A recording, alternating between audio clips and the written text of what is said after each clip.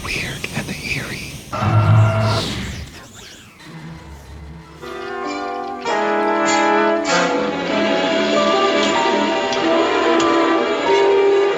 Such stories as H.G. Wells' War of the Worlds and Jules Verne's 20,000 Leagues Under the Sea have challenged mankind.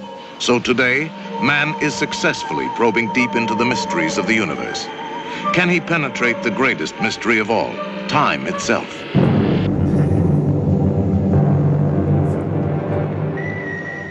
All right, we are back. Hello. And it's our special Patreon episode for H.G. Wells.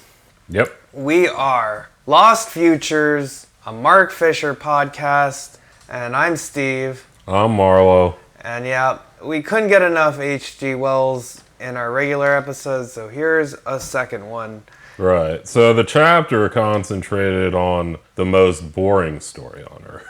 Yeah. So instead, we're going to look at the fun shit that we all know. Yep.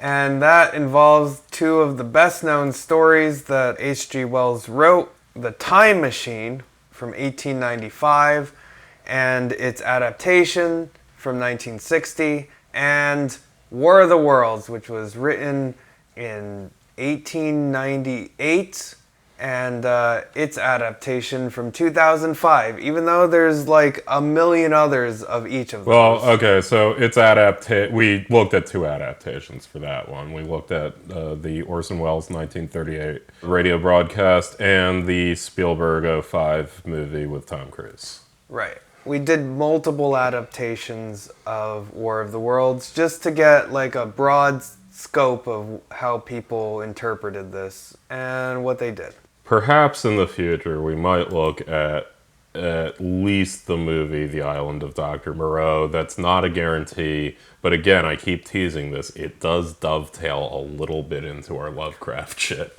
Yeah. But yeah, anyway, for now, it's another Lost Futures, Lost at the cinema, but also the radio, and also we read a couple of books. Yeah. We read some of a couple books. They're long books. Yeah, it's fine.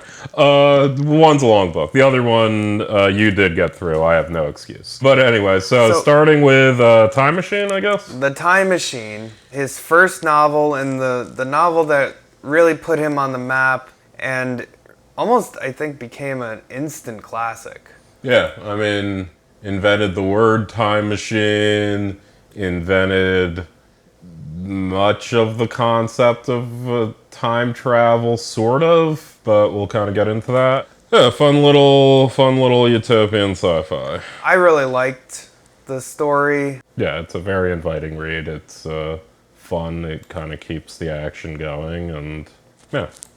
Both of these stories have been used over and over and over in our culture. It's like we recycle these two stories in cartoons, in like it's almost like a sitcom plot in sci-fi like syndications. But looking back, what is the Time Machine, the first version of it?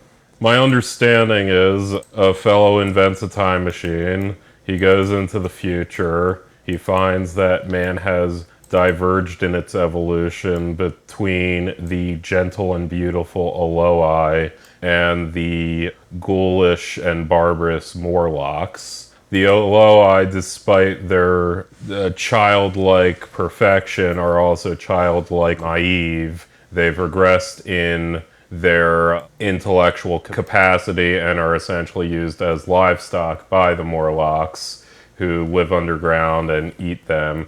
And also, the unnamed time traveler has a vague love interest in one of the Eloi. I think as a Victorian man, he found the intellectual capacity of a 6-year-old to be irresistible in a woman. Yeah.